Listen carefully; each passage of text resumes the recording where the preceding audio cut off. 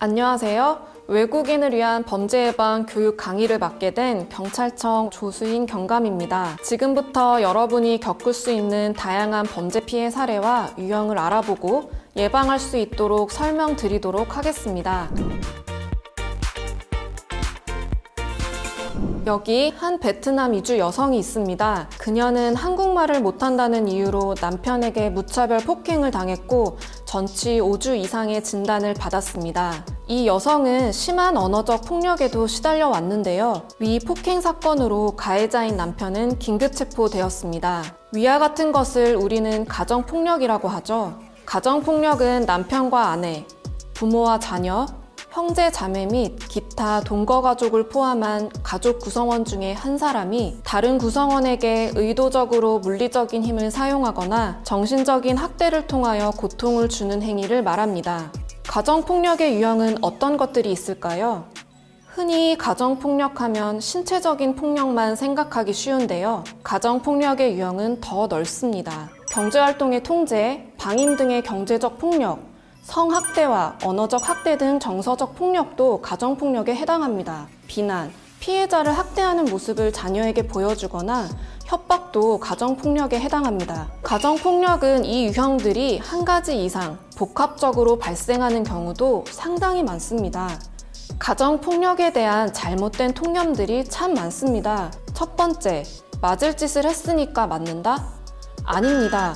어떠한 경우에도 폭력은 정당화될 수 없습니다. 두 번째, 내 가정을 내 마음대로 하는데 무슨 상관이냐? 아내, 자녀는 소유물이 아닙니다. 잘못하면 때려서라도 고쳐야 한다는 잘못된 통념 때문에 가정폭력이 정당화되고 만연되고 있습니다. 세 번째, 가정폭력은 가정 내의 문제로 이웃, 사회에서 개입해서는 안 된다? 아닙니다. 가정폭력은 사회를 무너뜨리는 범죄 행위이자 사회 문제이고 법적인 문제입니다. 이웃과 사회, 정부가 개입하여 피해자를 보호하고 폭력을 제지해 행위자의 폭력성을 교정하고 치료해야 합니다. 그렇다면 가정폭력이 일어났을 때 어떻게 해야 할까요?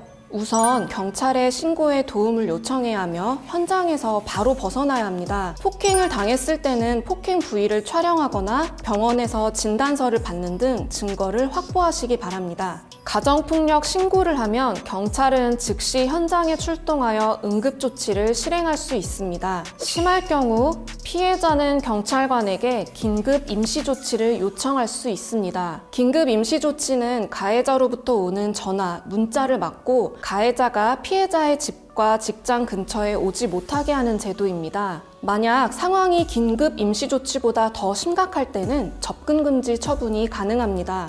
또한 경찰 신고 외에도 여성 긴급 상담 전화 1366과 다누리 콜센터에서도 도움을 받을 수 있습니다.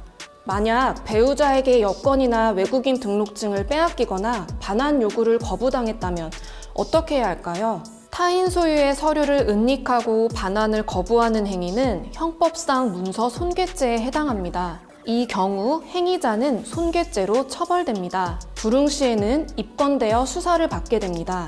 가정폭력은 사적인 영역이 아닙니다. 가정폭력의 위험에 노출되고 있다면 두려워 말고 경찰에 꼭 도움을 요청하세요. 이번에는 한 소년의 이야기를 들려드리겠습니다. 소년은 몇 년 전 외국인 근로자 아버지와 함께 한국으로 왔습니다. 적응을 어려워하던 중 아버지에게 체벌을 당하기 시작했습니다. 체벌뿐 아니라 심지어 하루에 한 끼도 먹지 못한 날도 많았습니다. 네, 실제 일어난 아동학대의 사례를 살펴봤습니다. 아동학대란 주민등록상 18세 미만의 아동의 건강, 복지를 해치거나 정상적인 발달을 저해할 수 있는 모든 폭력적인 행위입니다. 아동학대의 유형은 신체학대, 정서학대, 성학대, 방임 및 유기 등으로 구분할 수 있습니다. 여러분, 아이들은 우리의 미래입니다. 내 아이라고 해서 내 마음대로 하는 것은 아동학대가 될 수 있다는 것 꼭 기억하시기 바랍니다. 다음은 성폭력 피해 사례를 함께 보시겠습니다. 회사원이었던 피해자는 상사에게 강제추행과 성적 모욕을 당했고 상사는 강제추행으로 처벌받았습니다. 성폭력이란 상대방의 의사에 반하여 가하는 모든 성적 행위로 신체적, 언어적, 정서적 폭력을 포괄하는 광범위한 개념입니다. 성폭력의 대표적인 유형들로는 원치 않는 성관계를 하게 하는 강간과 피해자가 원치 않는 신체 접촉을 하는 강제 추행이 있습니다. 또한 준강간은 피해자가 술에 취한 상태이거나 또는 잠자고 있는 사이 강간하거나 추행하는 것을 말합니다. 업무상 위력 등에 의한 간음도 있는데요. 일터에서 팀장, 사장과 같은 상사가 상하 관계를 이용하여 강간하는 것을 말합니다. 만약 성폭력 피해를 입었을 경우 어떻게 대처해야 할까요? 우선 중요한 증거를 최대한 확보해야 합니다. 몸을 씻지 말고 입고 있었던 속옷은 버리지 말아야 합니다. 몸에 멍이나 상처가 있는 경우 사진을 찍어 증거를 남기세요. 그 다음 경찰에 반드시 신고하시기 바랍니다.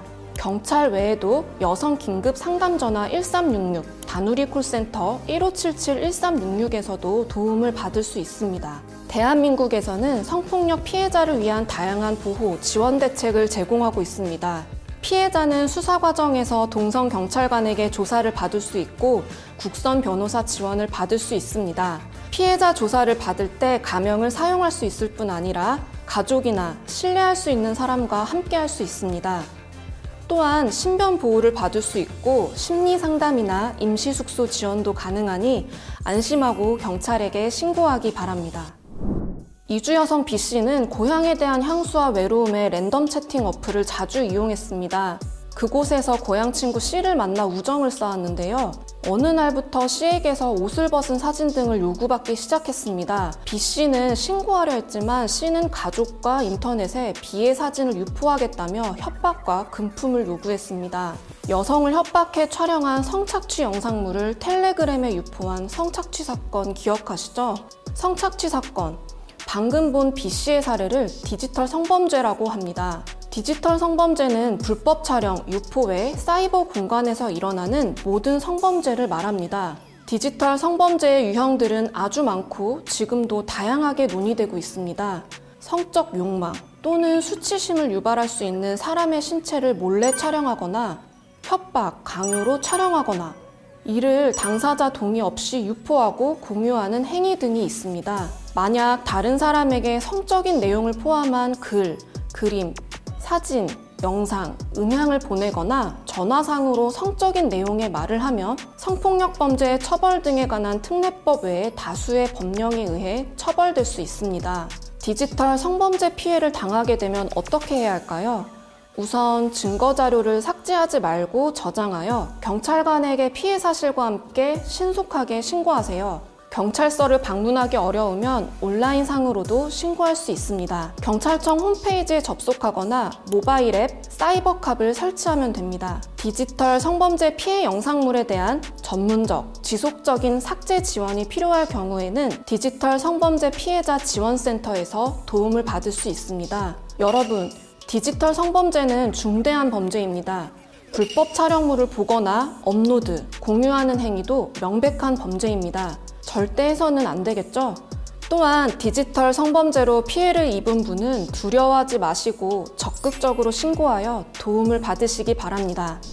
여러분, 갑자기 검찰청이나 경찰서 전화번호로 전화가 온다면 어떻게 하시겠습니까? 실제로 경찰과 검찰로 사칭하거나 번호를 조작하여 범죄에 연루되었다며 금품이나 개인정보를 요구하는 사례는 굉장히 많습니다. 이렇게 보이스피싱은 전화로 수사기관이나 금융기관을 사칭하며 상대방을 속여 돈을 가로채는 대표적인 금융사기입니다. 여러분이 만약 보이스피싱을 당했다면 즉시 112로 전화하세요. 그러면 경찰이 금융기관으로 연결하여 임시로 계좌를 정지할 수 있게 도와드립니다. 자, 이제 보이스피싱을 예방하는 방법에 대해 알아보겠습니다.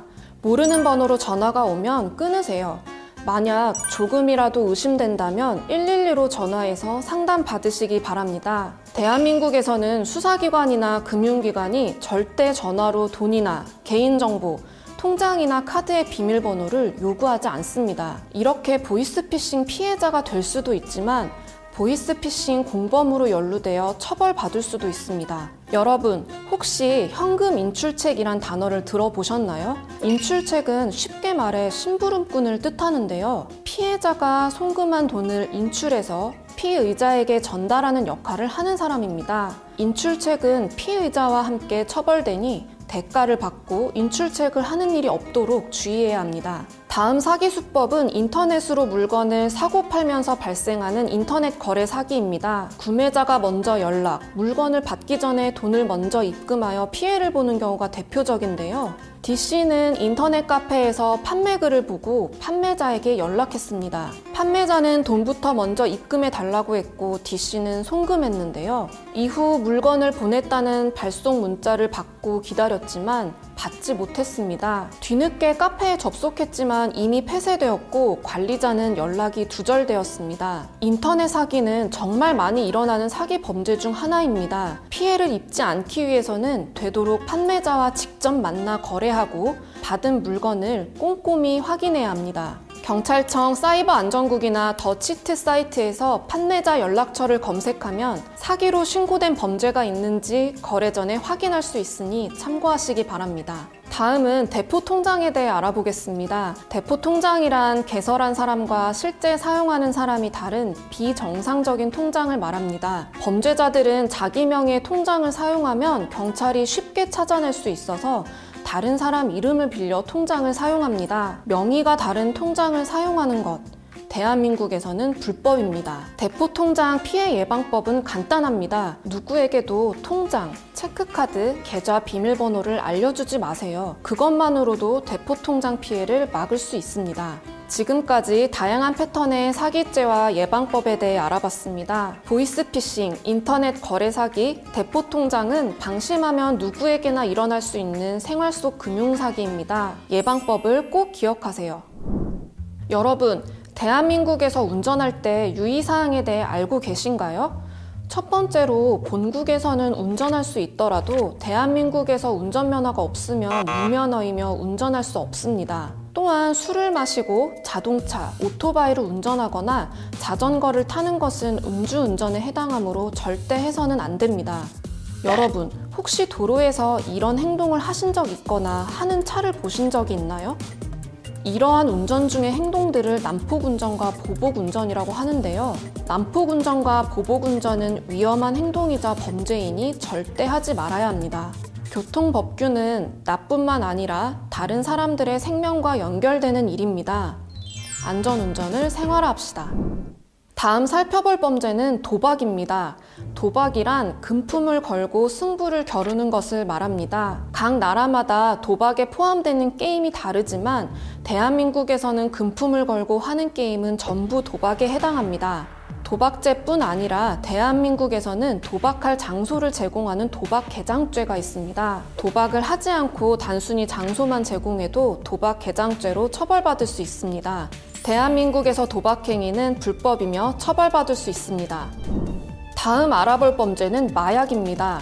마약을 범죄로 처벌하지 않는 나라도 있습니다. 하지만 대한민국에서는 마약, 향정신성 의약품, 대마를 단순히 소지하거나 사용하는 것을 범죄로 처벌하고 있습니다.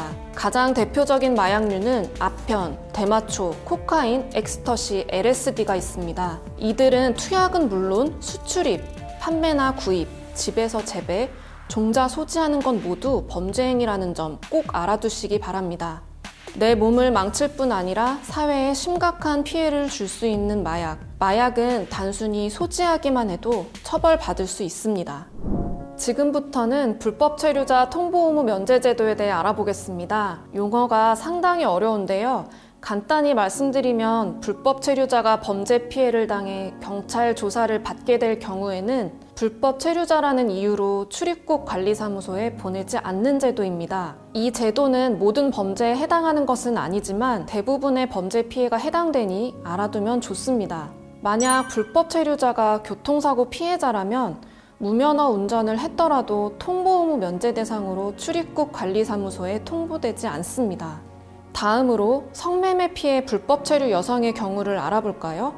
단순 성매매 불법 체류 여성은 출입국 관리법 위반으로 범죄 피해자이므로 원칙적 통보 대상입니다. 그러나 만약 불법 체류 여성이 폭행, 감금, 협박 등에 의한 성매매 피해자임이 명백하다면 통보 의무 면제 대상이 됩니다. 마지막으로 불법 체류자가 근로를 강요당하는 경우가 있습니다. 고용, 근로 과정에서 불법 체류자가 업주에게 폭행, 협박 또는 감금 등으로 부당하게 근로를 강요당하면 범죄 피해자로서 통보 의무 면제 대상이 됩니다. 불법 체류자 통보 의무 면제 제도는 법의 사각지대에 있는 불법 체류자들이 범죄 피해를 당하고도 강제로 추방될 것이 두려워 신고하지 못하는 것을 막기 위해 생긴 제도입니다. 주변에 범죄 피해를 입고도 불법 체류라는 신분 때문에 경찰 신고를 주저하고 있다면 꼭 알려주시기 바랍니다. 유학생도 아르바이트를 할 수 있을까요? 네, 출입국 관리사무소에서 허가를 받으면 가능합니다. 원칙적으로 영리, 취업 활동은 금지되어 있습니다. 하지만 시간제 취업, 즉 아르바이트는 사전에 허가를 받으면 가능합니다. 제가 지금부터 하려는 이야기는 외국인이 한국에서 취업을 할 때 유의해야 할 것들입니다. 먼저 유학생이 할 수 있는 아르바이트 종류에 대해 알아보겠습니다. 학생이 할 수 있는 업종, 단순 노무직이나 일회성 활동은 가능합니다. 하지만 유흥주점에서 도우미를 하거나 공장 제조업, 첨단산업연구소, 개인 과외는 금지하고 있습니다. 출입국 관리사무소에 사전 허가를 받더라도 시간 제한은 꼭 지켜야 하는데요. 학부, 어학 연수과정은 일주일에 20시간 이내여야 하고요. 석사, 박사 과정은 일주일에 30시간 이내여야 합니다. 아르바이트 기간은 1년간 재학 기간 내에 한해 연장은 가능합니다. 단 학기에 70% 이상 이수, 평균 B학점 이상을 획득해야 합니다. 유학생만 아르바이트가 가능할까요? 아닙니다. 아르바이트 가능 여부는 체류 자격에 따라 다른데요. 다만 본인의 체류 자격 외의 취업 활동은 불가합니다. 다음은 결혼 이주 여성분들이 취업 활동 시 주의할 부분입니다. 그 예로 한국인과 결혼한 딸의 출산을 돕기 위해 가족 초청 비자로 온 가족들이 있었습니다.